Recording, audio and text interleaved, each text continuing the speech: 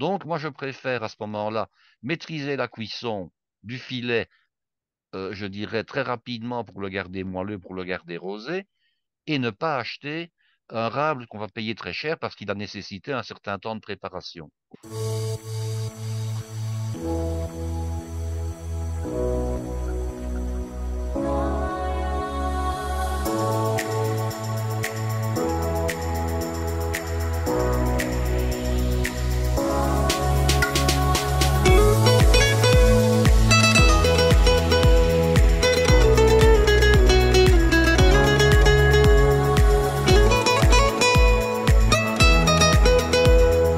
Chers amis qui nous regardez, qui nous écoutez, bonsoir, bonjour, bonjour Guy, bonsoir Guy.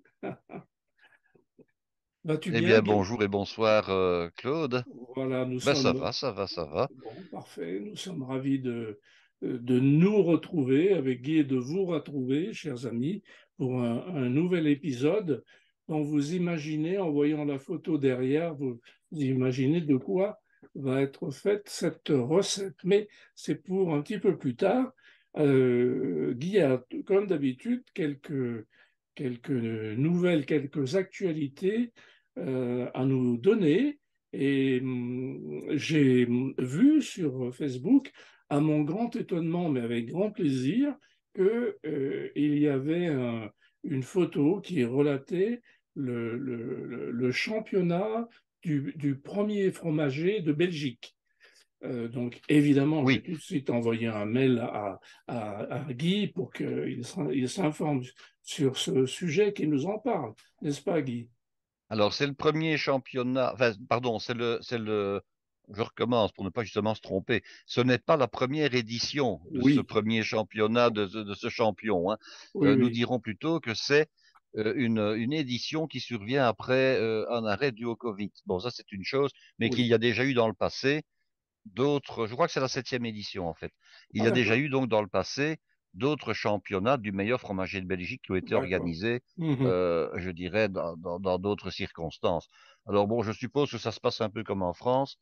Euh, il y a donc plusieurs candidats qui se portent, qui arrivent au concours. Il y a un jury qui est composé à la fois de fromagers, mais également de restaurateurs, entre autres. Et alors, ils ont toute une série d'épreuves à faire, hein. Ils ont des épreuves qui concernent la connaissance des Oui. fromages, ils ont des épreuves concernant un étalage de fromage, ils ont des épreuves concernant la découpe et la pesée du fromage, à savoir qu'on va leur demander, tiens, mettez-moi 200 grammes de tel fromage, et qu'ils ont intérêt à l'aveugle, si je puis dire, sans le peser au préalable, à couper quelque chose qui soit le plus proche des 200 grammes et non pas 500 grammes en Oui. disant, je vous mets le reste, madame, hein, bon. Non, donc voilà, il y a toute une série de choses.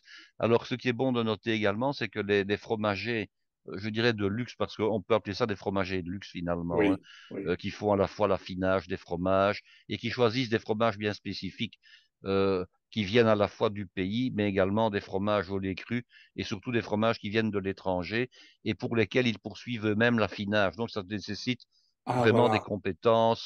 compétences, je dirais, qui vont bien au-delà que simplement le fait de proposer de vendre le fromage. Il faut pouvoir en suivre l'évolution et il faut pouvoir juger du moment opportun de la vente.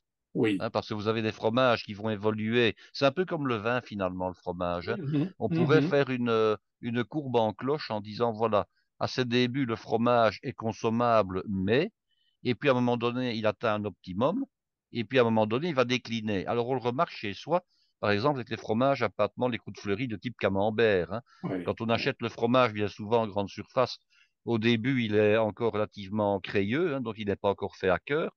Puis progressivement, il va être fait à cœur. Alors on dit que le camembert et tous les autres fromages de la même famille sont à leur pleine maturité quand il ne reste plus qu'un tout fin fil au milieu du fromage qui est encore un peu dur et que tout le reste est déjà, je dirais, fait à cœur. Et puis après ça, même la partie centrale va devenir plus molle et plus liquide. Et à ce moment-là, le fromage commence à décliner. Et alors, il Mhm. commence à décliner quand la peau, quand le velouté de la croûte du fromage commence à s'estomper, quand ça commence à se Oui. réhumidifier, à se racornir, à sécher, Oui. etc. Oui. Bon, ça, Oui. c'est pour un fromage à pâtement, les coups de fleuris, hein. Et puis, à un Mhm. moment donné, ben, le fromage commence à piquer et il devient de moins en moins bon.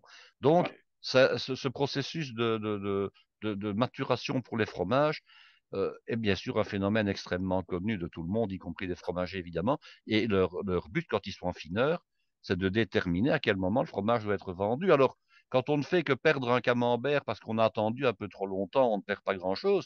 Mais quand c'est une meule de 10, 15, 20, 30 ou 40 kilos qu'on n'a pas bien surveillée et qui est Oui, passée, oui, c'est une autre perte, évidemment. oui. Donc, ça demande quand même toute une Tout à compétence. fait. Dis-moi, Guy, ce qui serait intéressant, c'est que l'année prochaine, tu ailles voir comment ça se passe sur place, parce que j'ai vu que Oui, euh, c'était à le, Bruxelles. Oui, oui, c'est à Bruxelles, alors dans un site qui est magnifique, qui s'appelle Tour et Taxi. Alors, je peux Voilà. vous parler un petit peu de ce site-là. C'est un bâtiment d'architecture industrielle qui date du 19e siècle. Alors, Ouais, il faut savoir que Bruxelles est également ce qu'on appelle un port de mer. Alors, Bruxelles n'est pas situé sur la côte, et oui, Anvers même n'est pas situé sur la côte, mais on accède à la mer grâce au canaux et grâce à l'Escaut, à l'estuaire de l'Escaut, qui est un très très grand estuaire qui se trouve aux Pays-Bas. Les bateaux de haute mer remontent jusqu'à Anvers, et puis à partir d'Anvers, ils peuvent remonter par un canal jusqu'à Bruxelles. ouais. Hein. Bruxelles est un port de mer, mais évidemment, ce ne sont pas des tankers ou bien des bateaux de Oui, 300 mètres oui, qui y oui. viennent. Hein. Ce sont des bateaux beaucoup plus petits. Et Oui, alors, le long du fameux port, il y avait ce qu'on appelle les entrepôts de Tour et Taxi. C'était en fait des entrepôts de stockage et de dédouanement des marchandises. Il y avait d'accord. même une poste carrément à Tour et Taxi qui était donc une poste officielle. Les trains arrivaient là, le bateau arrivait là, les péniches arrivaient là. Donc on Ah oui, déchargeait les choses dans les entrepôts en question et puis après on les envoyait un peu dans tout le pays selon ce qu'il y avait expédié. oui, Alors oui. la question s'est posée dans les années 80, mais bon, ce bâtiment-là était devenu un peu obsolète, qu'est-ce qu'on va en faire? Alors c'était sur plusieurs hectares, hein, donc il y avait quand même un site à récupérer. Alors bon, une des options, c'était d'abattre le tout, parce que bon, Bruxelles est connue pour avoir, je dirais, liquidé les plus beaux fleurons de son patrimoine, hein, parce qu'on a préféré mettre des immeubles sans goût et sans esthétique. Et là, il y a un comité je dirais, de citoyens qui a dit non, non, non, non, on peut quand même très bien rénover le bâtiment et en faire quelque chose. Et c'est ce qu'on a fait. On a mis le paquet financièrement. On a rénové le bâtiment qui est très, très, très, très beau. Il suffit d'aller voir sur Internet. Tour et Taxi. C'est un très, très grand bâtiment. Hein. Vraiment, c'est énorme. Alors, on D'accord. y fait toute une série de choses. On y fait des concerts, on y fait des expositions temporaires, on y fait des expositions, disons, qui durent plus longtemps. On y fait, je dirais, par exemple, la foire aux antiquaires, elle peut se faire là-bas. La foire du livre se fait là-bas maintenant également. Il y a un très grand parking. Et c'est un petit peu, ce n'est pas en dehors de Bruxelles, mais c'est un petit peu en dehors du centre-ville, en fait. Oui, j'ai Hein, compris c'est ça. toujours Oui, Bruxelles, mais oui, c'est un petit peu excentré par rapport à Bruxelles. oui. Eh bien bon, ben, on y organise entre autres le concours du meilleur fromager. Donc voilà. D'accord. Ok, oui, oui, j'ai vu ça. J'étais très agréablement surpris de voir ça Oui, sur Facebook parce que la cuisine belge et les professionnels de la bouffe en général, belges, on ne les voit pas trop en France. Hein. non, non, tout à fait. Cocorico quand même. Hein. Le Et, problème pour s'y rendre, c'est que il faut être dans le milieu, c'est-à-dire qu'on n'est pas invité spontanément parce que si on n'a pas des raisons d'y aller, je veux dire, ah ça peut oui, être ouvert au public, certes, mais on ne va pas inviter spontanément 12 millions d'habitants à aller voir le concours. Donc, non mais ça bien il faut se sûr, faire oui, connaître et il faut, je dirais, oui, avoir de bonnes raisons de dire, tiens, si, par exemple, il faut faire partie de la presse oui, culinaire, par exemple. Là, ça, tout c'est à une, c'est fait, une, une tout solution. à fait, tout à fait, oui, oui, oui, oui, oui, tout à fait. Bon, Mais ça, je enfin, pourrais demander à ma fromagère, puisque elles ont gagné à la fois la deuxième. Je me demande si elles n'ont pas gagné la première place, mais pour un autre concours. Elles ont oui. été à la fois deuxième et troisième meilleure fromagère de Belgique. Donc, elles doivent bien connaître le moyen de Oui, s'y rendre et je leur en parlerai pour tu vois, voir. ce qui m'intéresserait, tu as un petit peu abordé le sujet tout à l'heure, ce qui m'intéresserait, c'est de savoir quel fromage ils prennent, et tu as dit qu'ils prenaient aussi des fromages étrangers. Qu'est-ce qui motive leur choix de fromage pour ce concours? Tu vois, c'est ça qui m'intéresserait de C'est connaître. ça. Ouais. Bon, Mais enfin, nous, je vais un petit peu creuser pour voir d'abord quelles étaient par exemple les épreuves de manière spécifique, hein, quelles oui, étaient les oui, différentes épreuves et oui, sur quoi ça s'est joué. Bon, on ne me donnera pas la grille d'évaluation, mais je vais dire Non, non, en savoir un non, peu on s'en plus. Je vais fout. regarder à ça. Oui, ok, parfait. Donc, affaire à suivre. Alors, Affaire à Guy, suivre. oui, j'ai vu que tu voulais parler de steak. Oui, en fait, la formation n'est pas de dernière minute, mais j'en ai pris connaissance il y a une quinzaine de jours. Il y a donc ce qu'on appellerait un ranking en anglais, c'est-à-dire un classement qui a lieu chaque année avec les meilleurs restaurants de Ah, steak, qu'on appelle des steakhouse en anglais, du monde. c'est Et ça. il se fait, je n'avais jamais été vraiment attiré par la chose, mais il se fait, cocorico de nouveau, que parmi les 10 premiers, il y a un Belge qui est bien connu dans le milieu de la viande et de la restauration en Belgique. Le restaurant s'appelle Carcasse, alors ça ne s'invente pas, hein. Oui, mais Bon, c'est ça pas s'appelle terrible, hein. Carcasse, c'est Oui. pas terrible, non, mais enfin, c'est un nom, en français, c'est pas terrible, par contre, ça a une certaine résonance parce qu'il est situé en Flandre. Et employer un mot français pour désigner un restaurant en Ah, Flandre, alors que c'est en principe interdit d'employer le français, ça donne un air exotique et ça donne quelque chose. ah oui, Donc, c'est pas mal. parce Alors, qu'un je vous explique un petit un peu resto qui l'histoire. s'appelle un resto qui s'appelle Carcasse en France, je sais pas s'ils envoient ça, hein. Non? Par contre, ici, c'est en Flandre, à Coxyde. Alors, Coxyde, c'est une localité qui se trouve carrément sur la mer du Nord. C'est une localité balnéaire qui est très courue, hein, qui est très, très prisée, avec un nouveau casino qui est en train de se construire. Ils avaient un casino de style anglo-normand qui a été abattu parce qu'il ne répondait plus aux normes, disons, du temps. Et alors, il y a un concours d'architecture qui a été lancé. J'ai vu les plans sur Internet, évidemment, du tout nouveau casino qui va ressembler à ce qu'on appelle une bite d'amarrage sur un port. Donc, une espèce de machin un peu rond comme ça, un Ah peu oui, cylindrique, mais pas trop mal malgré tout, qui d'accord. sera muni de toutes les nouveautés en matière à la fois de casino, de restaurant, de salles d'exposition, de salles de spectacle, etc. Bon, ça va coûter une fortune, mais enfin, il y a de l'argent pour faire tout ça en Flandre, il n'y a pas de souci. Bon, d'accord. Alors, donc, Alors, le fameux restaurant Carcasse, c'est un certain Dierendonk qui en est le patron, le propriétaire. Et alors, c'était au départ une famille d'éleveurs. Il faut savoir que la région de Flandre occidentale, donc la partie flamande qui se trouve le long de la côte, la plus à l'ouest du pays, est une région où il y a énormément de prairies, c'est le long de la côte, hein. ah Donc, il y oui, a énormément de prairies, il y a ce qu'on appelle des polders. Alors, les polders, qu'est-ce oui, que c'est? Ce sont des zones en dépression oui, par rapport au niveau de la mer, oui. hein, On a mais par enlevé contre l'eau. qui sont asséchés, hein, c'est un Oui, mot hollandais qui veut dire que c'est une zone qui est en contrebas, je dirais, par du rapport au niveau de la niveau de la mer. mer. Voilà. Et donc on y élève des bêtes, on y élève surtout une race locale qui s'appelle la rouge des Flandres. On la retrouve également dans le nord de la France. Alors c'est une race qui est plutôt mixte, qui donne à la fois, je dirais, du lait et de la viande, hein. Elle n'est pas ni uniquement laitière, ni uniquement viandeuse. Elle est un petit peu une race d'entre deux. Et ce sont donc des éleveurs qui ont d'abord décidé de commercialiser leur viande et puis ensuite de la cuisiner. Et alors maintenant, c'est un des meilleurs bouchers de Belgique. Il a ouvert dans une des rues de Bruxelles une boucherie où il vend de la viande maturée, des produits d'exception, etc. D'accord. Et alors bon, ils ont ouvert un restaurant qui est donc classé huitième au niveau mondial sur les 101 restaurants Ah oui, disons, qui ont été reconnus. Alors, si vous regardez sur le site quels sont les restaurants, ben, on se rend compte que des restaurants spécialisés essentiellement en viande rouge et en steak, c'est quand même une mode qui est relativement américaine, cette histoire-là, oui, hein. oui, oui, oui. Alors, bon, ben, le premier, il se trouve à Londres. Bon, ce n'est pas en Amérique, on le sait bien, et il s'appelle Hawksmoor. Bon.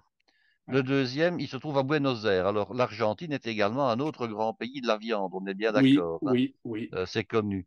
Alors ça, c'est le Don Julio. Et puis le troisième se trouve à Sydney, Ah c'est le oui, Fire d'Or. Et puis le premier qui se trouve aux États-Unis se trouve à New York, c'est le Keynes. Ensuite, le cinquième se trouve à Chicago, c'est pas étonnant, puisque Chicago, hein, il suffit de lire Tintin en Amérique. oui. Chicago était aussi le centre névralgique des abattoirs des États-Unis, donc toutes les bêtes qui étaient élevées aussi bien au Texas qu'en Louisiane, hein, en Alabama et partout, prenaient le train pour leur dernier malheureux voyage, arrivaient dans les abattoirs de Chicago où elles étaient sacrifiées et transformées en conserve. Bon, ben pas que, évidemment. Donc, le restaurant numéro 5 est à Chicago. C'est le Gibson Italia. Puis Oui, vous en avez un qui se trouve ça. à Beverly Hills. Alors c'est pas étonnant, hein. Bon, Beverly Hills, tout le monde le sait, c'est l'endroit où les stars hollywoodiennes habitent et Oui. elles n'hésitent pas à aller au restaurant dans des restaurants chics. Alors, c'est Alors marrant, le septième, attends, oui, attends, Guy, le nom du sixième, c'est quand même rigolo. Cut. c'est Cut qui s'appelle, oui, coupé, hein, donc. Coupé. Alors, le numéro 7, lui, ben, il se trouve à Las Vegas. Bon, c'est aussi un autre haut Ouais. lieu, je dirais, du tourisme aux États-Unis. Alors, toutes les personnes qui vont jouer au casino pendant la nuit, ben, elles ont sans doute envie de manger un bon steak au petit matin ou le soir avant Donc, ils d'aller ont tout jouer, perdu. hein. Et oui, alors là, évidemment, ça s'appelle Bavette Steakhouse. Donc, de nouveau, on s'appelle un mot français Oui, dans une langue, dans un endroit où on ne le parle pas habituellement. tout à Et puis, fait. nous avons donc le 8 qui est Carcasse, hein. Le fameux Et puis après, ben, carcasse. nous avons un autre restaurant, hein, le 9, El Capriccio. Alors par contre, j'ai l'impression qu'il se trouve au Mexique, ou bien en tout cas Je n'ai pas été voir la localité où elle se trouve, hein, ça ne Oui, s'est pas oui, indiqué, oui. mais c'est un nom à consonance espagnole, c'est soit le Mexique, soit éventuellement le Texas ou la Hum, Californie, hum, bon. hum. Et puis le numéro 10, il se trouve à Los Angeles. Donc on peut se rendre compte que sur les 10 premiers restaurants, 5 se trouvent aux États-Unis proprement dit. Oui, oui. Et Et- alors, il y en a encore un autre qui est donc le 44e qui se trouve à Anvers, donc en Belgique. ah oui, d'accord. Voilà. Mesdames, Messieurs, vous Alors, avez attendez, vous oui, avez le lien dans la voilà. description, hein. Et alors, il y a aussi, je dirais, le lien pour les restaurants du 51e au 101e. Alors, chers amis français, je suis vraiment désolé de vous le dire, mais le premier qui se trouve à Paris se trouve numéro 36e. Ensuite, vous en avez un deuxième qui se trouve au 37e, toujours à Paris. Et Oui, puis le 40e qui se trouve également à Paris. oui, Mais faut-il croire que ce type de restaurant-là qui sert, je dirais, de manière vraiment préférentielle, des côtes à l'os, des entrecôtes, des steaks, n'est peut-être pas le restaurant qui correspond au schéma que l'on se fait en France de la restauration. En oui, France, on va plutôt avoir un restaurant où on sert ben, du poulet rôti, du canard, du poisson, etc.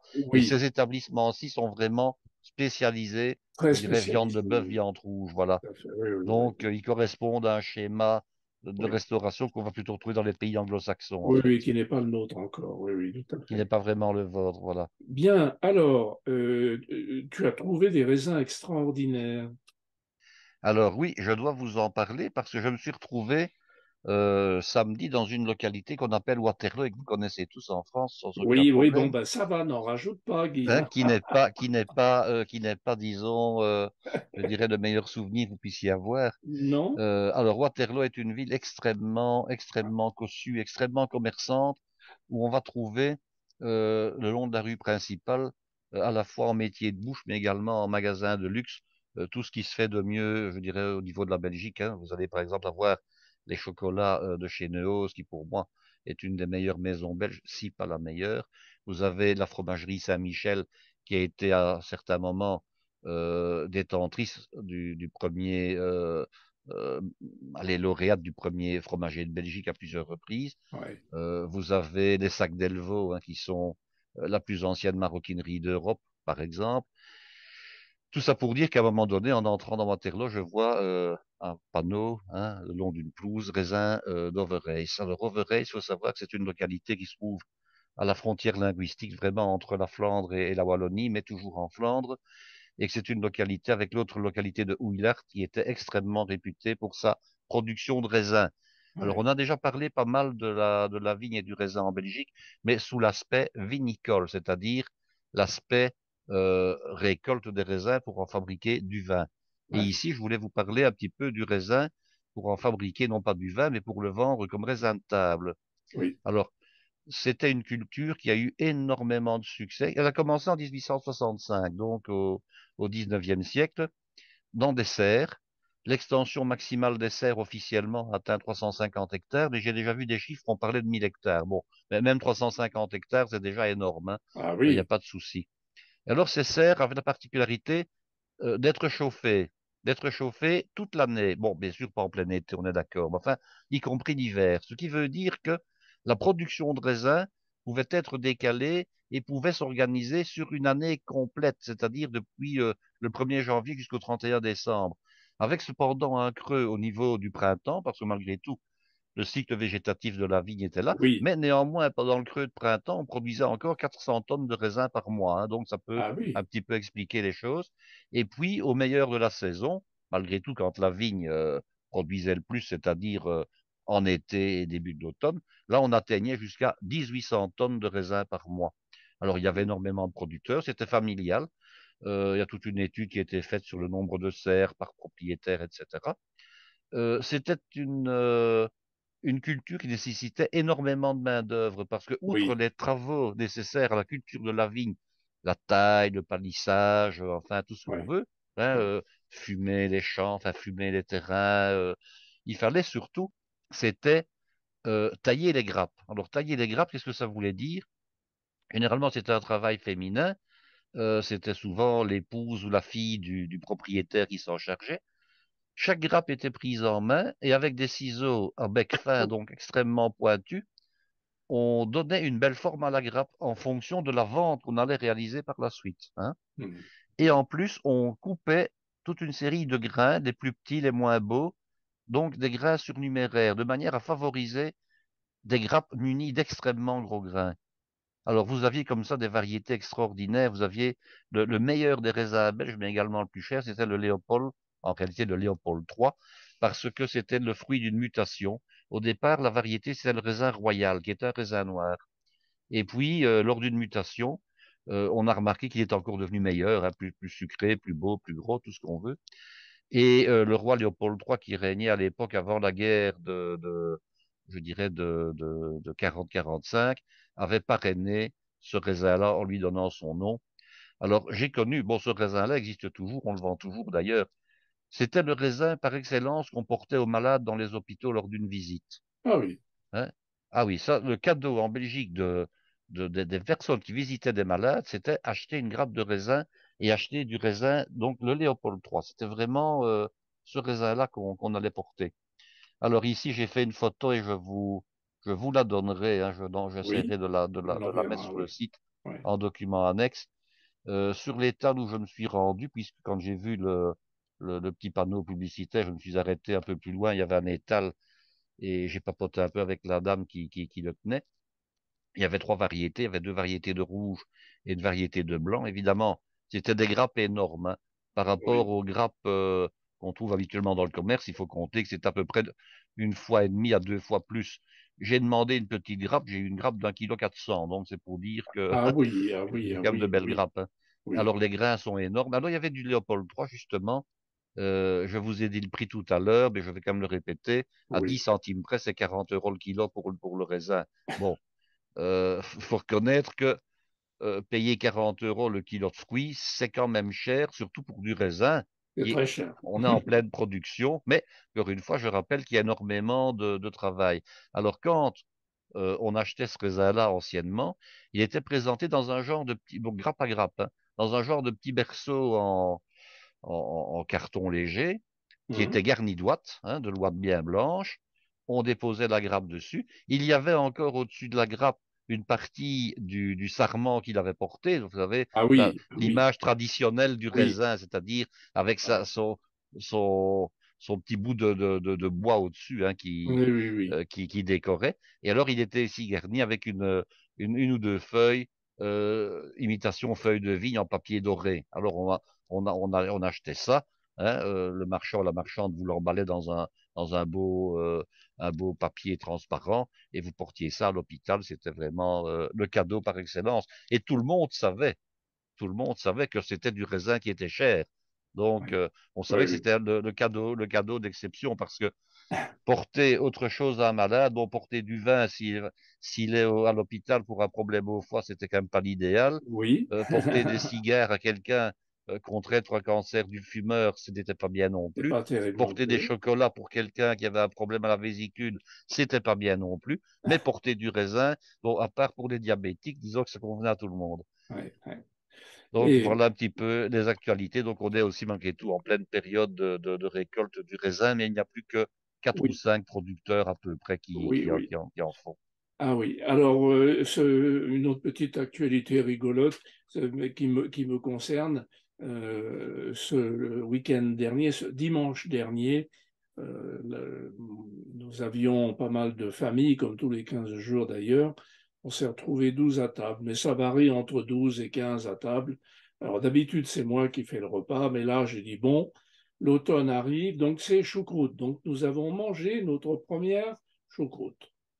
Et Voilà, une choucroute faite maison ou bien une choucroute achetée dans le commerce? non, non, je l'ai acheté, je ne l'ai pas faite moi. Achetée, voilà. Nous avons, pas très loin de chez moi, de chez nous, il y a un excellent traiteur et la choucroute qu'il fait est une pure merveille. Enfin, peut-être que si, Guy, tu m'en fais goûter de chez toi, je Mais trouverai écoute, qu'elle est encore meilleure. je vais me lancer dans la fabrication de choucroute cette année-ci, vraisemblablement, D'accord. parce que j'en ai mangé une l'année passée qui était extraordinaire. Je fais partie d'un club Oui, où on fabrique entre autres de la choucroute. Bon, je dois encore acheter le récipient en terre cuite, en grès, ouais, disons, ouais. pour entreposer la choucroute et la mettre à fermenter. Mais j'hésite à entreprendre le récipient de 5 litres ou celui de 10 litres. Je suis un petit peu en train d'hésiter. Parce qu'il faut quand même se rendre compte que quand on mange de la choucroute, on en prélève pas une quantité énorme, hein. Alors si Oui, c'est pour en fabriquer 10 kilos et puis jeter la moitié à la fin de l'année, oui, c'est enfin, après, embêtant. Oui, ça ne m'intéresse pas. oui. Mais enfin bon, voilà, je Si verrai c'était bien. pour moi, je prendrais des litres parce qu'avec Oui, mais moi aussi, c'est ce toute que la j'ai envie de famille que faire, j'ai. hein. Mais Mais surtout que ça ne coûte rien, en fait, hein. La choucroute, ça ne coûte absolument rien. La oui, fabriquer ne coûte oui, rien. oui. Ce qui Voilà, coûte, c'est la viande qu'on met avec. Mais... Et tout alors, à le fait. souvenir que j'ai de cette merveilleuse choucroute que j'ai vu préparer, mais que je n'ai pas préparée moi directement, hein, mais j'étais là pour la servir et participer à sa dégustation. C'est la meilleure choucroute que j'ai mangée de ma vie. Elle était d'une douceur que je n'ai jamais rencontrée. C'est Jamais, ça, jamais, pareillement. jamais, Oui, jamais. oui, oui, Douceur extraordinaire. oui. C'est le cas pour la choucroute que ce traiteur nous Oui, cuisine oui. là. Elle est vraiment très très bonne, avec de très belles viandes, vraiment très agréable. Donc tout le monde a été très content. Et évidemment, je prends toujours plus. Donc, et à peu près tout le monde est reparti avec sa petite boîte, avec un peu de La petite boîte choucroute. de choucroute pour le lendemain. Voilà, le doggy Mais bag, comme on dit. ce que je fais, je l'ai fait spontanément sans savoir que c'est pas pour cette recette-là, mais à d'autres occasions, je faisais ça à l'école quand on mettait de la choucroute au self-service, donc, hein. Ouais, ouais. C'était de faire de la choucroute aux pommes et au cidre. Je Ah oui, trouve que la choucroute y gagne parce que, bon, mouiller avec du cidre plutôt que du vin blanc, c'est déjà moins agressif, surtout si on met du cidre demi-sec. Et alors, d'autre part, je récupérais le jus de cuisson de la choucroute pour en faire une sauce veloutée que je crémais ah et oui, dans laquelle je mettais un petit peu de calvados. ah Un oui, rien.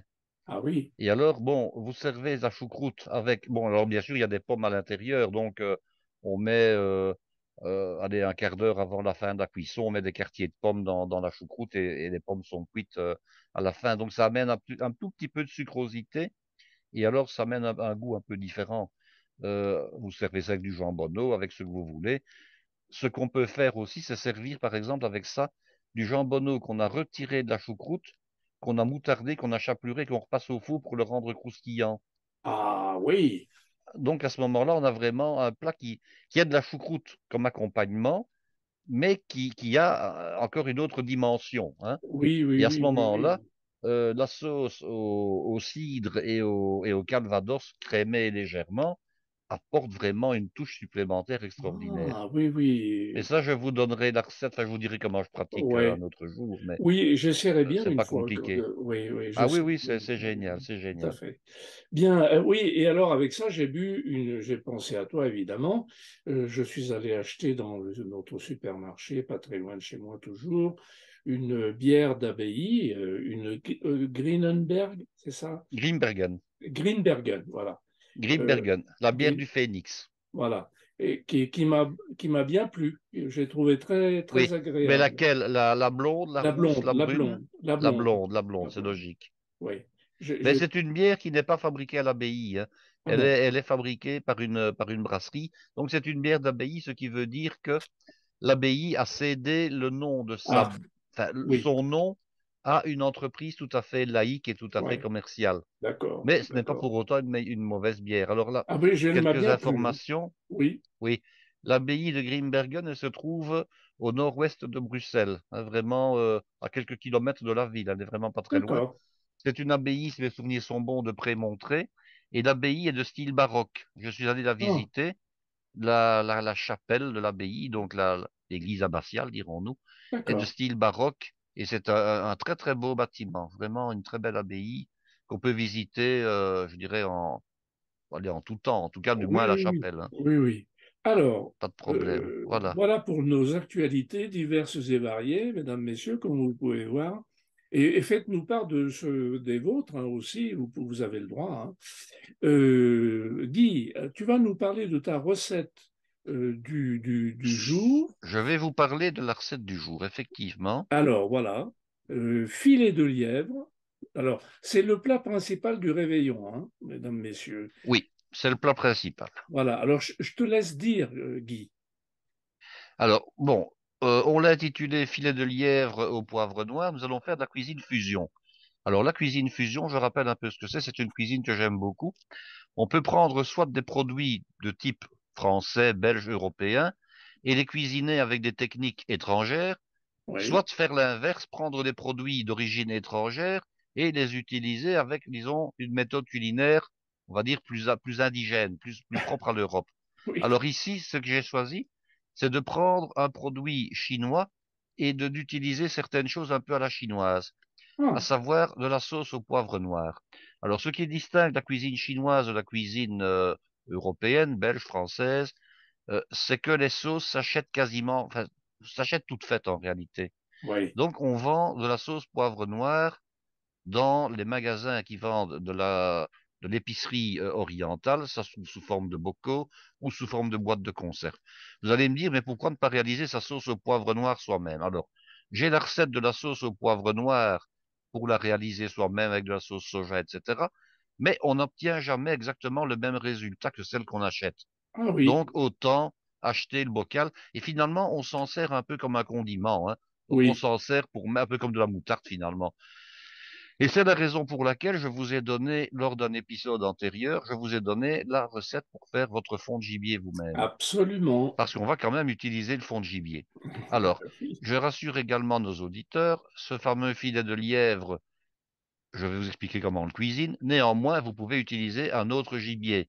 Un autre gibier à poil, évidemment, de la noisette de biche, de la gigue de cerf, des steaks de daim, enfin, tout ce qui peut se cuire, je dirais plutôt en morceaux individuels de préférence. Ça pourrait être un rôti, mais je vous conseille plutôt, disons, des morceaux que vous cuirez au dernier moment pour les obtenir bien rosés sans trop de difficultés. oui, oui, Alors, vous parlez un petit peu du rable de lièvre. Il se présente sous plusieurs formes, le fameux rable de lièvre, hein, selon que vous allez l'acheter en frais ou en surgelé déjà. Le professionnel, maintenant, il achète beaucoup d'érables de lièvre qui viennent de l'extérieur, de l'étranger. oui, Je vais prendre un exemple. Les rables de lièvre, on les trouve à tous les prix. Si vous prenez un rable de lièvre indigène et que vous l'achetez chez votre volailler ou chez votre boucher, vous allez le payer très cher. oui. Si vous maintenant, bon, je vais prendre le cas des professionnels qui doivent faire un banquet avec 200 personnes, et ils ne peuvent pas mettre le même prix, évidemment. Donc, Hmm, on se trouve à ce moment-là devant l'opportunité d'acheter des rables de lièvre surgelés et qui viennent généralement d'Argentine et plutôt de Patagonie. hmm, Pourquoi? Parce que là, vous avez, je dirais, des kilomètres et des kilomètres carrés de pampa, hein, avec des lièvres qui gambadent partout. Alors, je ne sais pas si ce sont des élevages ou si ce sont des lièvres réellement sauvages qu'on tue et qu'on attrape, et puis bon, ben, on vend à l'extérieur les rables de lièvre qui sont surgelés. Je n'ai pas approfondi, mais beaucoup viennent d'Argentine, il faut bien le reconnaître. hmm, Alors, si vous achetez maintenant votre rable de lièvre, il y a plusieurs solutions. Soit vous allez chez un marchand qui est spécialisé et qui va vous demander très cher. Vous lui réservez le rable de lièvre à l'avance et vous demandez qu'il vous le lève en filet. Vous pouvez évidemment cuire votre rable de lièvre entier, vous aurez des filets. Je dirais, il y en a deux par rable, évidemment. Vous aurez des filets dessus. Alors, généralement, qu'est-ce qui se passe? On les trouve avec une présentation de fines barres de lard et également, il est piqué de lard. hmm. Alors, je n'aime pas trop et je vais vous dire pourquoi. On considère que la viande de lièvre est une viande qui est sèche. Et Oui, pour pallier ce problème, on pique, on larde avec de tout petits morceaux de lard le filet en profondeur. Mais ce lard ne va jamais nourrir la chair que là, à l'endroit où il se trouve. Deux oui, centimètres plus loin, ça ne changera rien. Le oui, lard n'agira pas. Bon, Donc, moi, je préfère à ce moment-là maîtriser la cuisson du filet, je dirais très rapidement pour le garder moelleux, pour le garder rosé, et ne pas acheter un rable qu'on va payer très cher parce qu'il a nécessité un certain temps de préparation. Oui, oui, oui. Alors, on trouve également dans le commerce, surgelés ou en frais, les filets de lièvre levés, c'est-à-dire en fait qui ont été pris sur la carcasse, qui a été désossée et qui sont prêtes à l'emploi. Vous pouvez également pratiquer cette opération vous-même. Vous achetez le rable entier, mais il faut pouvoir à ce moment-là, éventuellement, avec un couteau filet de sol, enlever la peau névrose qui se trouve autour des filets. Ça Oui, demande une certaine dextérité. oui, oui, Hein. Donc c'est un petit peu en fonction de vos compétences et vous agirez comme ça.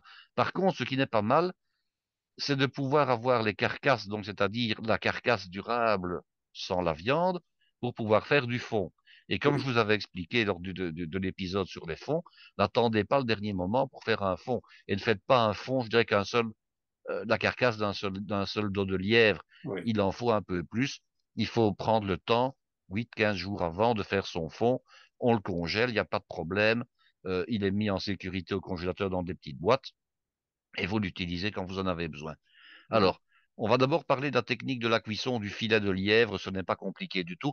Vous pouvez même le faire à l'avance. C'est ça l'avantage, c'est que un soir de réveillon, bon, cuisiner pendant qu'on a des invités et devoir tout faire, je veux dire, au dernier moment, ce n'est pas toujours agréable. Donc, je vous ai préparé ici une recette qui peut s'effectuer en partie à l'avance et qu'il faut néanmoins finaliser au moment de manger. Parce que ça, je vais dire, à moins de Oui, faire un oui, hachis parmentier, on est bien obligé de cuisiner absolument. quand même au moment où les gens passent à table. Oui, oui, oui, oui. Donc, le filet de lièvre, ça se cuit très facilement. Un peu de beurre, éventuellement un peu d'huile de cuisson dans la poêle. Vous mettez quand le beurre est retombé, quand la mousse est retombée, vous mettez votre filet de lièvre entier, donc un par personne. Vous le colorez vivement de chaque côté. Et puis, vous arrêtez la cuisson. Votre mise en place est faite. Bien sûr, vous salez, vous poivrez, mais ça, je dirais que ça allait de soi. Hein. Et Oui, puis, qu'est-ce que vous ferez après, au moment où vous devrez envisager de passer à table et de servir? Il vous suffira tout simplement de repasser votre ustensile dans un four chaud, mais non brûlant, pour réchauffer la viande non tranchée. Vous la trancherez au moment de la disposer sur assiette. oui. Ne la tranchez pas à Guy, l'avance. avant que Oui, tu continues, j'ai des questions. Ça veut dire que quand tu parles du temps de cuisson à la poêle, c'est quand même assez rapide.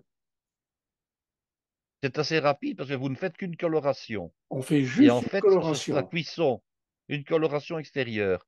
Parce que si D'accord. vous cuisez davantage et que vous repassez après au four, vous risquez d'avoir une viande qui sera trop cuite et qui sera donc Tout sèche. à fait. Or, le Mais rable de lièvre et le filet de lièvre, bon, anciennement, quand on passait commande au restaurant, le maître d'hôtel qui prenait la commande vous demandait, vous prenez votre viande plutôt rosée ou bien cuite? Alors, bien souvent, les messieurs mangeaient rosé, les dames mangeaient bien cuit. oui, Bon. oui, oui, Ce qui oui. posait problème parce que sur un seul rable, bon, il Bien fallait sûr. différencier Non, les mais deux cuissons. Donc, qu'est-ce qu'on faisait? On faisait rosé pour tout le monde. On amenait le rable en salle à l'époque, on découpait encore en salle. Et puis, un chef de rang prenait un réchaud de salle, prenait une poêle ou prenait une sauteuse, et on remettait le filet qui devait être un peu plus cuit dans la poêle pour le recuire un petit peu plus, ah voyez-vous. oui, Et c'est oui. comme ça qu'on faisait. Je t'ai Maintenant, posé. moi, je considère oui, je Oui, considère qu'on doit manger cette viande-là rosée, parce que oui. bien cuit, c'est quand même trop sec et c'est trop dur. Hein. Oui, non, je te posais la question parce que tu disais qu'après tu le mettais, tu mettais ce filet au four, mais avec une petite chaleur. Dis bon, quand même. Non, avec une chaleur, c'est-à-dire il faut au moins que le four soit à 150, 160 degrés. Hein. Oui, Alors tout d'accord, ça va quand même. dépendre en fait de ce que vous voulez. Si vous voulez qu'il reste réellement, je dirais, je ne vais pas employer le terme de saignant parce que je n'aime pas, mais vraiment très rosé, vous devrez avoir un four qui soit un tout petit peu plus chaud. Et si Oui, vous voulez qu'il soit un peu plus cuit, vous mettez dans un four un peu plus doux pour que oui, la chaleur ait le temps de percer. oui, oui, Or, la coloration a déjà été donnée. Donc, oui, si vous mettez, par exemple, trop longtemps une viande qui a déjà été colorée avec la bonne coloration et vous la mettez trop longtemps dans un four trop chaud, vous oui, allez oui, ça va certes pas avoir aller. la Tout à viande fait, qui sera cuite au milieu, mais qui sera beaucoup absolument. trop colorée à l'extérieur. Et Donc, la alors, chaleur à laquelle on va repasser la viande dépend surtout du point de cuisson que vous souhaitez. D'accord, d'accord. Et alors, tu le détends après, ça devient la viande, tu la fais détendre un peu? Non, il n'est pas nécessaire Non? parce qu'elle a été détendue finalement après la coloration puisqu'on l'a laissée Oui, reposer. oui, oui, d'accord. Donc, il n'est pas nécessaire de la détendre. Ok, Vous ne la remettez pas au frigo, sauf si vous faites votre coloration le matin pour le soir. Mais si vous la faites, je dirais dans l'après-midi pour le soir, vous la laissez à l'extérieur en mettant tout simplement un papier film autour. Bien d'accord. entendu, attention, soyons prudents, ça ne vous autorise pas à laisser la viande à 30 degrés à côté du poêle, hein. Oui, Euh, ah bah oui, Mettez-la oui, quand même dans un endroit relativement frais, mais pas oui, forcément la remettre au frigo. Parce oui, que si vous la remettez au frigo, qu'est-ce qui va se passer? Elle va de nouveau être à 3-4 degrés à cœur et vous devrez de nouveau regagner cette température-là pour qu'elle commence absolument, à cuire et qu'elle soit agréable. Donc, on va la absolument. laisser à température ambiante, protégée, mais je dirais pas pendant une journée de 8 heures, hein. Vous la laissez pendant 1 heure, 2 heures, 3 heures, ça, il n'y a pas de problème, mais pas D'accord. davantage. OK? Donc, une fois que ta pièce est au four, tu la laisses combien de temps à peu près au four? Ah ben ça, vous allez devoir, excusez-moi, mais vous allez devoir juger en fait au toucher. Si vous D'accord. voulez que la viande soit très cuite, vous tâtez, elle va être dure. Et si vous voulez qu'elle reste rosée, vous tâtez, elle doit rester Euh, euh, relativement souple. D'accord, Alors, d'accord. vous Ok. connaissez le truc, hein. Il y a un Oui, truc pour pouvoir juger de la cuisson de la viande. Vous prenez la main, votre main gauche, et avec votre pouce qui est étendu mais non crispé. Alors, oui, si vous touchez le gras du pouce là où le pouce s'insère dans la main, oui, vous avez une certaine mollesse. Et oui. puis, quand vous rapprochez légèrement d'1 centimètre, ça devient un peu plus doux. Alors, on passe du bleu au saignant. Quand on rapproche encore le pouce de l'intérieur de la main, on passe à la cuisson à point. Et quand on a tendu le pouce vers l'intérieur de la main au maximum, on a la sensation de la cuisson bien cuite. D'accord, Ça, c'est un truc de cuisinier et qu'on apprend aux élèves pour qu'ils puissent juger de la cuisson d'une viande. Donc, quand le pouce est vers l'extérieur de la main gauche, sans le tendre, c'est bleu. On rapproche d'1 centimètre, c'est saignant. On rapproche d'1 centimètre, c'est à point. On met le pouce vers l'intérieur de la main au maximum. Et là, c'est la cuisson bien cuite. Ça, c'est d'accord, pour le truc qui vous permet de comparer. Voilà. d'accord, d'accord. Alors, Ok. ça, c'est pour la viande. Oui, Maintenant, comment réalise-t-on la sauce? La sauce, c'est pas compliqué. Vous prenez du fond de gibier et à défaut de fond de gibier, vous prenez du jus de veau brun. Bon, tant pis, ce n'est pas la même chose. Ce sera moins typé gibier, mais ça vous permet quand même de faire votre sauce. Alors, si vous avez fait votre fond de gibier vous-même, c'est génial. Vous en prenez l'équivalent. Alors, par personne, il vous faut, je dirais, allez, un peu moins d'un décilitre. Je dirais qu'il va vous falloir 80 centimètres cubes de sauce, hein. Donc, oui, vous prenez l'équivalent de 80 centimètres cubes par personne. oui, Vous pouvez ajouter un petit peu de Porto dedans. C'est pas plus mal, hein. Ça va vous permettre comment dirais-je, moi, de donner un petit goût différent. Un oui, petit peu de Porto. Ne mettez pas de Madère parce que le Madère est vraiment très typé, mais un peu de Porto rouge, de oui, préférence du vieux Porto. Vous en mettez un filet. Vous liez votre sauce. Alors, j'ai déjà préconisé au niveau de la liaison de la sauce de prendre la Roro, qui est pour moi la meilleure référence possible. La Roro s'utilise en le délayant, pardon, dans un tout petit filet d'eau dans le fond d'une tasse, hein, et puis vous faites bouillir votre sauce, vous ajoutez la Roro progressivement. Il ne faut pas en mettre trop. La sauce doit rester fluide, hein, doit rester, d'accord, je dirais, nappante. Et oui, puis, vous prenez votre bocal de sauce au poivre noir, et là, c'est vraiment selon votre goût. Vous en ajoutez d'abord une cuillerée, vous voyez un petit peu ce que ça donne. Vous en ajoutez une deuxième, une troisième éventuellement. La sauce va devenir plus noire, elle va se foncer parce que la sauce au poivre noir est très noire. oui, Et vous allez avoir le goût typé poivre noir pur, je dirais, dans votre sauce. d'accord, Ça, il y a rien de compliqué à faire. Vous pouvez même la faire à l'avance, il n'y a plus qu'à la réchauffer. oui, Attention, ne poivrez pas votre sauce avant d'avoir mis le condiment, parce que justement, le condiment va rendre la sauce poivrée. oui, Donc, ne poivrez pas votre sauce comme on peut faire habituellement. Ne la salez pas non plus. Faites-le une fois que vous avez la bonne dose de condiment, celle qui vous plaît. Ça va? très bien, Alors, si vous voulez que la sauce soit un peu brillante, mais vous risquez de l'éclaircir un rien, on peut mettre une toute petite noisette de beurre et monter la sauce au beurre, mais ce n'est pas une obligation. Elle peut rester oui, comme elle est là, il n'y a pas de problème. oui, d'accord, Alors, ça, c'est d'accord, pour la sauce et ça, c'est pour la viande. Maintenant, la garniture que je vous propose, il y en a deux, et même une troisième. Alors, faire d'abord une poêlée de légumes racines. Alors, les poêlées de légumes racines, ce n'est pas compliqué du tout. Vous pouvez les faire à l'avance. Donc, vous avez par exemple des carottes, des toutes petites carottes de trois couleurs. Vous avez des Mhm. carottes violettes, des carottes oranges, des carottes jaunes. Vous avez du rutabaga. Vous avez du topinambour. Vous avez éventuellement des châtaignes. Ce ne sont pas des racines, mais enfin, ça va très bien marcher Oui, avec ça va, ça ce genre marche. de choses. Oui, Vous avez des châtaignes. Vous avez du persil tubéreux. Vous avez du céleri rave. Vous avez du navet. Donc, vous avez tous ces légumes-là qui sont des légumes d'automne et d'hiver par excellence. oui, Vous les cuisez en mise en place séparément. Pourquoi? Parce que le navet, le but, il est blanc, mais c'est qu'il reste blanc le plus longtemps possible. Et vous avez par exemple les carottes violettes, qui si vous les cuisez avec les carottes jaunes, vont transformer les jaunes en violettes également. oui. Donc vous cuisez chaque légume séparément en le gardant très légèrement al dente.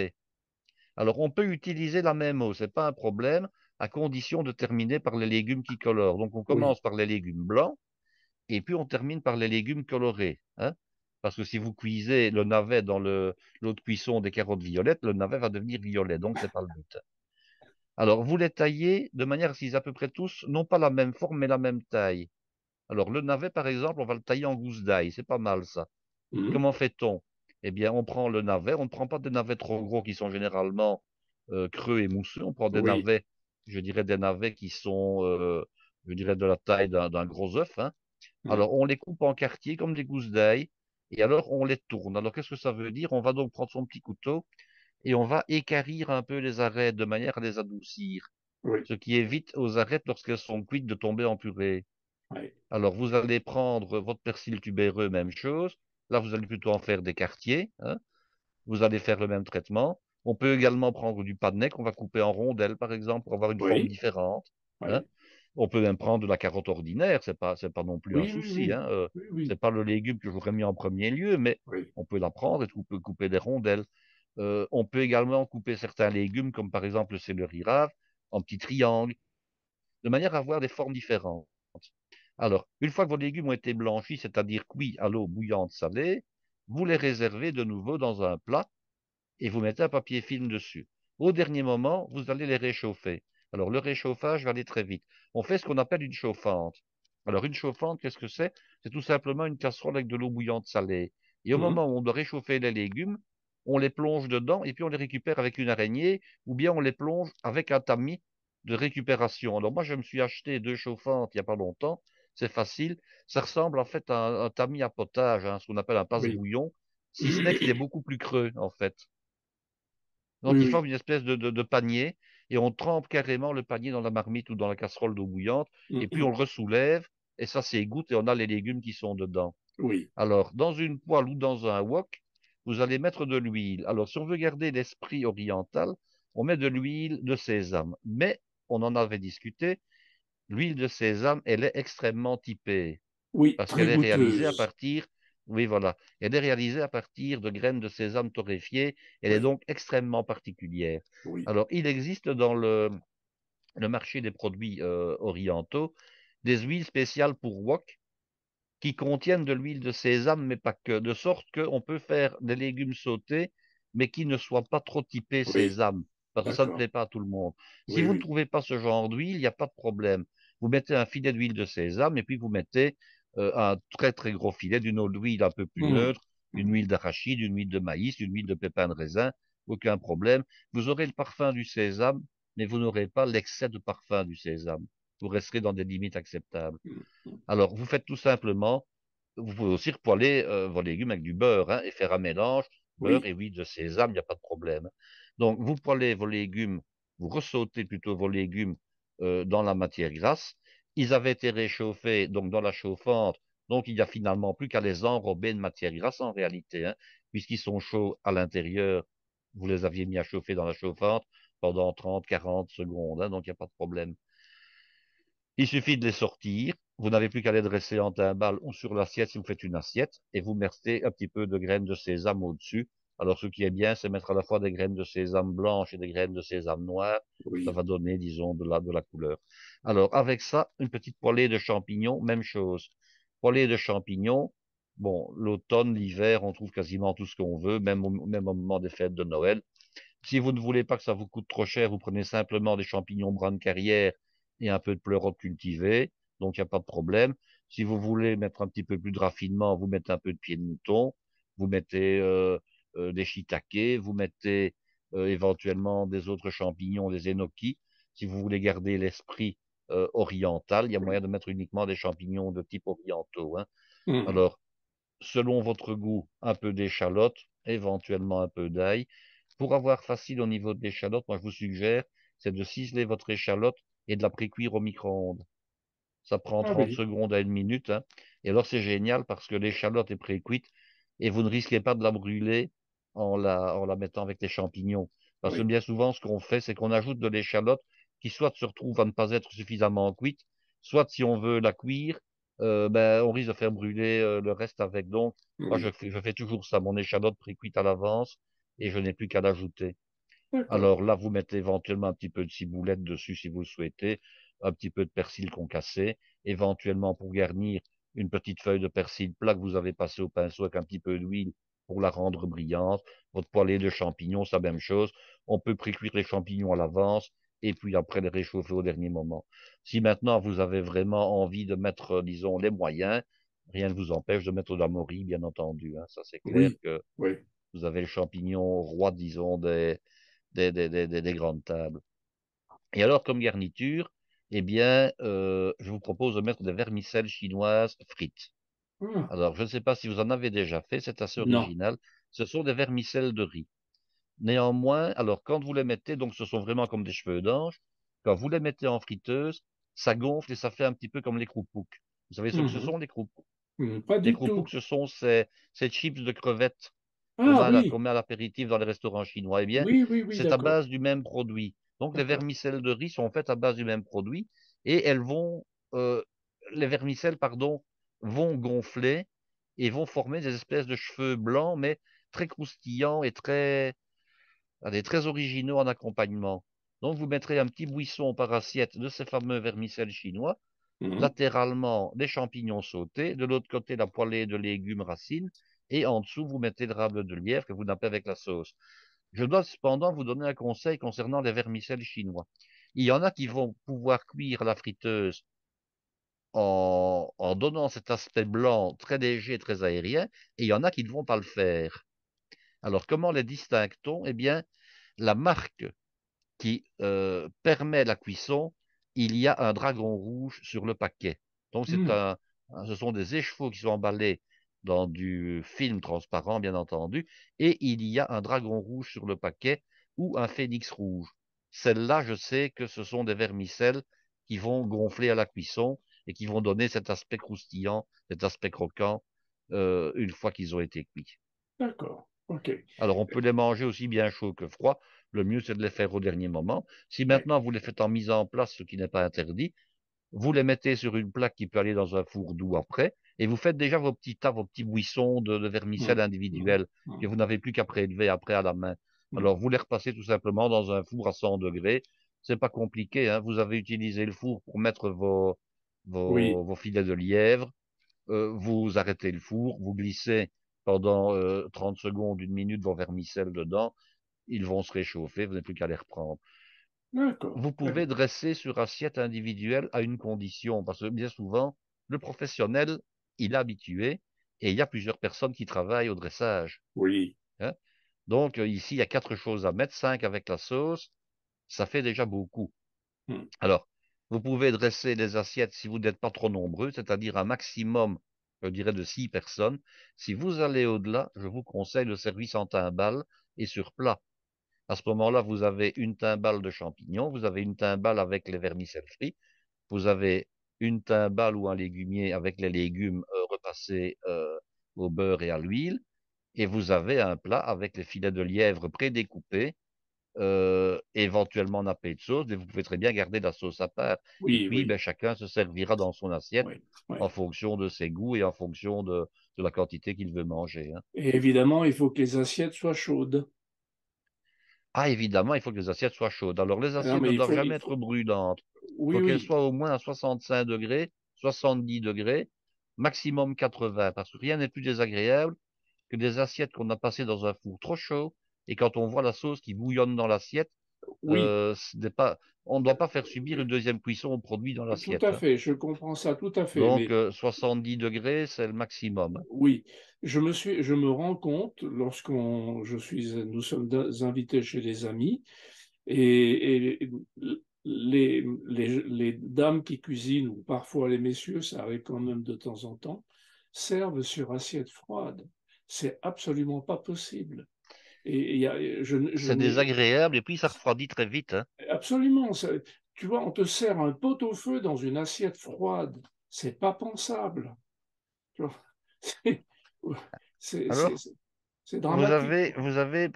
vous avez l'histoire suivante, c'est qu'on se dit, ben, pour moi, réchauffer les assiettes, bon, il faut soit avoir le système de cette couverture chauffante spéciale assiette, hein, qu'on intercale Oui, entre les assiettes, oui, c'est pas mais je terrible trouve que ça. c'est un achat qui ne vaut pas la peine parce qu'on s'en sert une fois Absolument. de temps en temps, et puis, bon, ben, c'est encombrant, où est-ce qu'on le range, etc.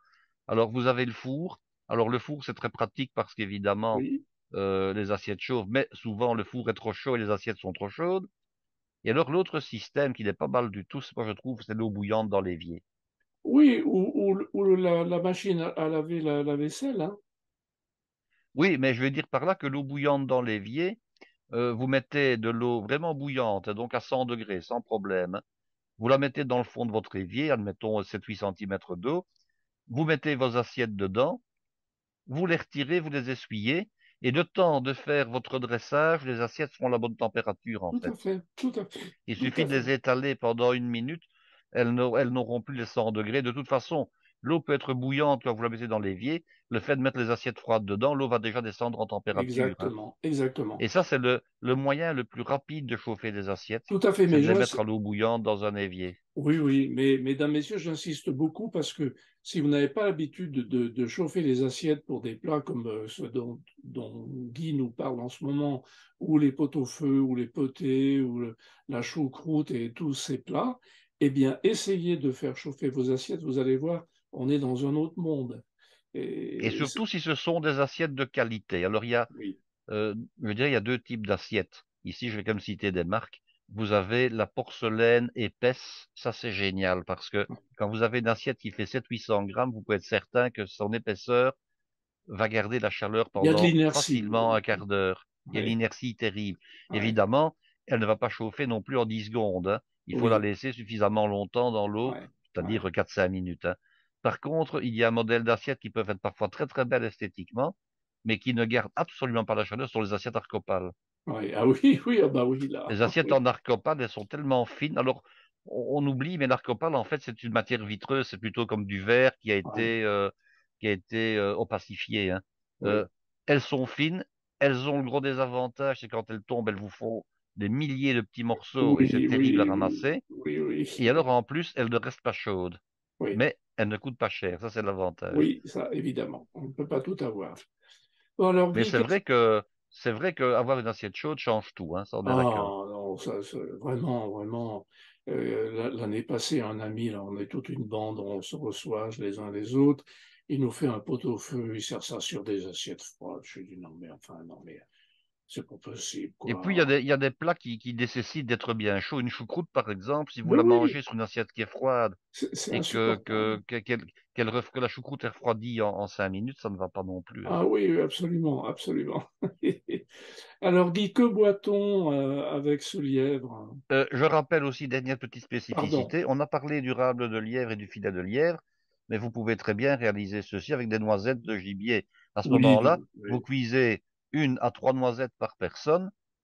Vous ne devez même pas trancher la viande avant de la mettre sur assiette. Vous n'avez plus qu'à la prendre et la déposer sur oui, assiette. Ce oui, qui n'est pas ce qui n'est pas enfin, ce qui est plus aisé finalement pour quelqu'un qui n'a pas l'habitude, hein. oui. Sans Absolument. compter que le lièvre a un goût extrêmement fort et Oui, que certaines personnes préféreront un gibier qui a un goût un petit peu plus moins fort. passe-partout. Donc, Oui, tout à fait. on peut prendre autre chose que de lièvre. Voilà. J'ai Qu'est-ce j'ai qu'on boit des... avec ça? Oui. Qu'est-ce qu'on boit avec ça? Ben, évidemment, c'est le vin rouge qui va s'imposer de Oui, préférence, hein. absolument, absolument. Euh, Un vin je vous rouge dirais, tannique. bon, ben, comment? Un vin rouge tannique. Moi, j'étais plutôt un vin rouge qui a été tannique, mais qui ne l'est plus. Ah, Alors, Ah ben oui, parce que si vous prenez un vin rouge tannique, ça veut dire un vin rouge qui est encore un peu jeune. Or, il est traditionnel avec le gibier de prendre des vins rouges vieux. Alors Oui, bon, c'est une oui, tradition. Personnellement, je n'ai jamais été un grand amateur des vieux Bourgognes. Je trouve que les vieux Bourgognes, quoique leur goût va s'accorder parfaitement avec le gibier, hein, oui, mais les oui. vieux Bourgognes ne font pas partie des vins que j'aime beaucoup parce que j'en ai toujours bu qui avaient gagné un petit peu en acidité. Ah, Or, on doit avoir un vin qui soit le plus rond possible. Alors, les absolument. vieux Bourgognes ont la qualité, si je puis dire, mais parfois c'est un défaut, c'est de prendre des goûts de gibier en vieillissant. Hmm, hmm, Alors, il y a les goûts qui sont agréables dans les goûts de gibier, il y a les goûts qui sont désagréables. Alors, hmm. parmi les goûts désagréables, qu'est-ce qu'on trouve? On trouve entre autres le goût de foxé. C'est un terme technique. Foxé, ça fait, disons, Oui, référence au renard. oui, Ça veut dire qu'en fait, c'est un vin qui a trop vieilli et qui commence à tourner, disons, à tourner de l'œil et à prendre des goûts parasites qui ne sont pas du plus bel effet. oui, il Alors, m'adhérise un peu, quoi. vous avez également le goût de viandu dans les vieux Bourgognes. Alors, Oui, viandu, ben, le mot désigne que ça prend un petit peu un goût de viande, mais si on oui, laisse trop attendre, ça fait de la viande fermentée, de la oui, viande qui est passée. oui, Donc, les vieux Bourgognes, ce sont des vins extraordinaires. Le problème, c'est que maintenant, on n'en trouve plus. oui, Sauf quand on a une cave, évidemment. On n'en trouve plus. Pourquoi? Parce que la rotation des vins fait que les marchands ne vous vendent plus des vins qui ont 15 ans, 20 ans, 30 ans. On fait oui, des vins qui sont beaucoup plus facilement consommables. Alors oui, pourquoi laissait-on vieillir les Bourgognes aussi longtemps? Ce n'était pas par coquetterie, ce n'était pas par plaisir d'avoir du capital immobilisé. C'était tout simplement parce qu'il était nécessaire de le faire. hmm, On récoltait anciennement les raisins avec la rafle, on n'éraflait pas pour la fermentation, et c'était donc la rafle qui donnait le tanin, et le tanin oui, est désagréable. oui, Donc, on était obligé de laisser vieillir le vin 10 ans, 15 ans, 20 ans, et parfois plus, pour qu'il se soit assoupli. hmm. Alors, je vais vous dire, malheureusement, que je préfère maintenant, de loin, prendre des vins du Nouveau Monde. Ah, Alors, j'aime beaucoup, au niveau des vins rouges, bon, mon préféré, c'est quand même le vin chilien, et c'est un vin issu de cépage Cabernet Sauvignon. oui, Pour moi, c'est le vin que je trouve aller avec tout, passe-partout, très agréable. Il va aussi bien avec le bœuf, avec éventuellement la volaille, et il va aller avec le gibier également. mhm, Autre vin qui marche très très bien dans les vins français, c'est le Côte-du-Rhône. Côte-du-Rhône oui, méridional. oui, oui, Je trouve que les Châteauneuf-du-Pape et autres vins de ah cette oui, région-là ah oui, marchent très très bien. Alors, le absolument. gros avantage, c'est que dans les vins de Côte-du-Rhône, vous retrouvez un goût particulier qui va très bien avec cette sauce-ci. À savoir que vous trouvez un goût de poivre ou un goût de poivron dans les vins de Côte-du-Rhône rouge. Oui, oui, c'est vrai. Et alors, forcément, une sauce au poivre et un vin dans lequel vous reconnaissez l'arôme de poivre, ça c'est bingo, évidemment, hein. Oui, oui, absolument, Là, vous absolument. avez un accord vin mais parfait. Oui, oui. J'ai des souvenirs de repas de chasse quand j'étais gamin parce que mon père chassait. Et justement, il chassait le lièvre. Il avait une chienne qu'il avait dressée, qui était vraiment spécialiste, on va dire, sur les lièvres. Mais mon père courait autant que le chien, hein. Donc c'était vraiment du sport. C'est pas comme la chasse Il faut dire que le d'aujourd'hui. lièvre court vite aussi, hein. Le Oui, lièvre voilà. court très vite. Et il chassait avec un ami et ils allaient chasser dans le Vercors à ce moment-là, qui était au-dessus de chez nous. Et il ramenait un lièvre ou deux. Et donc, ma mère préparait ces lièvres. J'ai des souvenirs extraordinaires. Et alors, elle faisait une sauce dite poivrade, hein, Oui, tout à avec, fait. avec le foie, En fait, la les sauce calottes. poivrade est au gibier, ce que la sauce espagnole est au bœuf. Voilà. Ouais, C'est la sauce de base, ouais, c'est la sauce de base, disons, de laquelle on va extraire des sauces filles, la sauce poivrade. ouais, On ouais, va entre autres extraire on va en faire, pardon, la sauce grand veneur et la sauce Diane à partir de la ouais, sauce poivrade. ouais, ouais, ouais. Des souvenirs formidables. Alors, il y avait des bécasses aussi que l'on mangeait en rôti. C'est-à-dire que la bécasse était légèrement faisandée, légèrement, et Oui, oui, légèrement. voilà. Mais Et disons que maintenant, on ne faisant presque plus le gibier. Alors la non, bécasse, l'autre problème, enfin le problème, il n'y en a c'est qu'une plus. véritable bécasse, on la cuisine sans la vider aussi. Absolument, absolument. La bécasse ne se vide pas. Je n'osais pas le Alors dire pour bon, pas froisser quand on... nos Si, si, auditeurs, mais non, mais c'est comme ça. oui, Euh, il m'est arrivé de l'avoir cuisinée de cette manière-là. Alors bon, dans la recette traditionnelle qu'on apprenait, en tout cas à l'époque où je donnais cours et quand moi j'ai eu cours, on utilisait la tête qu'on flambait en salle sur une bougie, hein, parce que la cervelle se mangeait, se suçotait par le client après avoir été rôti comme ça sur la flamme. Et absolument. alors avec l'intérieur de la bécasse, donc on récupérait les entrailles de la bécasse, on les écrasait en cuisine avec un peu de foie gras et on les tartinait sur un toast qui accompagnait le plat de bécasse. Hein. Je ne sais Absolument. pas si vous connaissez la recette d'origine de la bécasse à fille de champagne, mais c'est comme ça qu'on faisait. Hein. Oui, oui, On bah, ma faisait une mère sauce faisait fille de ça. champagne avec la bécasse Oui, rôtie oui, et puis après on récupérait les entrailles puisque la bécasse n'avait pas été vidée. Les entrailles étaient, disons, rosées en principe. On les écrasait à la fourchette, on les mélangeait avec du foie gras et on tartinait un toast qui accompagnait le plat. oui. Il faut reconnaître que c'était réservé aux personnes qui avaient cette culture de manger du gibier de manière très particulière. Maintenant, il est impossible de faire avaler ce genre de choses Ah oui, oui, à oui, quelqu'un qui n'a pas connu ce genre de méthode. Hein. oui, absolument. Alors D'ailleurs, on je va me pense dire, que oui, mais on va dire, mais comment se fait-il que on ne vidait pas la bécasse puisqu'on laissait les intestins? ouais, Ben, tout simplement parce qu'il paraît qu'au moment où la bécasse s'envole, qu'elle fait ses besoins, automatiquement, elle se vide. ouais. Mais il faut dire les choses comme elles sont. L'intestin a beau avoir été vidé, il n'est quand même pas propre. Hein. Il faut appeler un chat un chat. Oui, oui, oui, oui, oui, oui. Faut être honnête. Hein.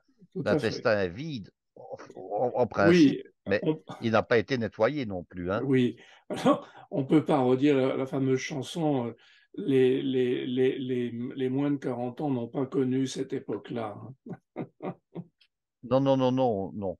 Et je me demande même, je vais même aller plus loin, hein, je me demande même si d'un point de vue, je n'ai pas entendu dire autre chose, mais si d'un point de vue légal, c'est encore autorisé. Ah, Parce je que suis pas sûr, hein. je ne suis pas sûr, parce Non, que non. c'est une manière de procéder qui va à l'encontre, je dirais, des règles d'hygiène élémentaires Ah, mais finalement. complètement. Non, mais il y avait et là, je ne vous dis pas tout du repas, parce que sinon, les gens ne vont plus nous écouter. Mais donc, juste, je parle de la bécasse et je n'osais pas dire qu'elle n'était pas vidée. Chers amis, pardonnez-nous. Mais en fait, on n'a pas besoin de votre pardon. C'était comme ça. On vivait à la campagne et il y a beaucoup de choses qui se faisaient naturellement à la Mais campagne. ça se Qui faisait devenaient... dans les tout grands restaurants UP, ça se faisait de la même Oui, manière, hein. tout à C'était fait, tout pas à fait. parce que Tout c'était la campagne. La bécasse cuisinée de manière traditionnelle se faisait qu'un animal non vidé, hein, il n'y avait pas de souci. absolument. Le pire, Alors, c'est quand même quand on faisait faisander. oui. Ben oui, oui, oui. Alors, Parce que quand la bécasse, bon, oui, mon père tuait les bécasses. Il allait à la chasse. Il allait, mesdames, messieurs, si peut-être si vous avez des grands-pères chasseurs, pas les papas parce qu'eux, ils n'ont pas connu la bécasse, mais des grands-pères ou des arrière-grands-pères chasseurs, ils allaient à la passe à la bécasse. Parce qu'à un certain moment, à une certaine époque de l'année, la bécasse descend de la montagne, et pas à cheval, mais elle descend de la montagne. Et donc, on appelle ça la passe et elle passe dans des endroits, dans des petites vallées, et donc le chasseur est au pied de la vallée et il attend que la bête passe. Et il faut être un très fin chasseur parce qu'elle descend extrêmement vite, donc c'était très difficile à l'avoir au bout de son fusil. Et donc, et en lorsque... principe, il y a un fusil particulier pour la chasse à la bécasse. C'est un fusil avec un canon très fin et des balles très fines. Hein. On ne, Tout on à ne fait. tue pas la bécasse avec le même fusil qu'on Ah tue le non, non, non, non, sanglier, hein, non, c'est non, non, clair, non, hein, parce que non. Donc, sinon il n'y a plus de bécasse à la fin. Hein. mon père était très content lorsqu'il arrivait à avoir une bécasse ou deux ou trois, et c'était un ravissement pour les Alors, papilles. oui, Oui, Guy, c'est très fin comme viande. tout À à un fait. moment donné, ça s'est tué de manière un peu, je dirais un peu illégale, un peu braconnée, parce qu'en Belgique, Oui, bon, il y a trois régions. Hein. Il y a il y a la Flandre, il y a Bruxelles et il y a la Wallonie. Oui. Et en matière de chasse, les trois régions ne sont pas forcément sur le même accord. Ah À oui, savoir qu'on peut très bien manger, je ne sais pas moi, tel produit en Wallonie et qu'il soit interdit à Bruxelles ou en ah oui, Flandre, hein. ah oui, ah oui, Ah ah oui, oui. donc ça Oui, compliquait. Alors quand vous avez un restaurant qui se trouve, je dirais, à la frontière linguistique et qui était connu parce que les habitués allaient manger soit de la bécasse ou je ne sais quoi d'autre, et qu'en fait, bon, 50 mètres plus loin, c'est autorisé, ben ça suscitait quand même, disons, des pratiques, oui, des pratiques un peu douteuses, oui, c'est-à-dire que oui. bon, la frontière reculait ou avançait selon les besoins et en fonction du restaurant, hein. Ça, Ouais, c'est ouais, connu. ouais, ouais, oui. Enfin bon, voilà, Voilà. toute une époque, toute une époque. Mais nous Euh, n'avons pas mis de bécasse au menu cette année ici, mais Claude, hein. voilà, nous n'avons C'était pas de bécasse, plus mesdames, facile de messieurs. mettre du lièvre, hein. Oui, Voilà. oui, tout à fait. Bon, faites-nous vos commentaires, ne nous injuriez pas, s'il vous plaît, mais parlez-en avec vos C'est de l'his- grands-parents, si vous avez Claude, des c'est de grands. l'histoire ancienne, hein. C'est de Oui, l'histoire c'est ancienne, hein. tout à fait, c'est de l'histoire ancienne. Moi, je n'ai jamais tué un fusil, si ce n'est à l'armée, pour tirer sur des cibles, mais j'avoue que j'ai des amis chasseurs, et chaque année, je vais pleurer auprès d'eux pour qu'ils me vendent du sanglier, parce qu'il y a beaucoup de sangliers, évidemment. Et donc, j'aime beaucoup cuisiner le sanglier et j'aime beaucoup le manger. Je trouve ça me rappelle mes souvenirs d'enfance. Voilà. Eh bien, merci Guy pour cette magnifique Ça fait un recette plaisir, Claude. du plat principal de notre réveillon 2022. À bientôt, chers amis. Faites-nous À bientôt. évidemment, à bientôt. Faites-nous vos commentaires, s'il vous plaît. Dites-nous si ça vous a plu, si ça vous a pas plu. Je ris, je souris et je ris d'avance éventuellement à des commentaires que nous risquons d'avoir. Mais c'est avec plaisir, c'est la règle du jeu. Merci beaucoup. Bonsoir Guy. Bye bye, chers amis. À bientôt. À bientôt.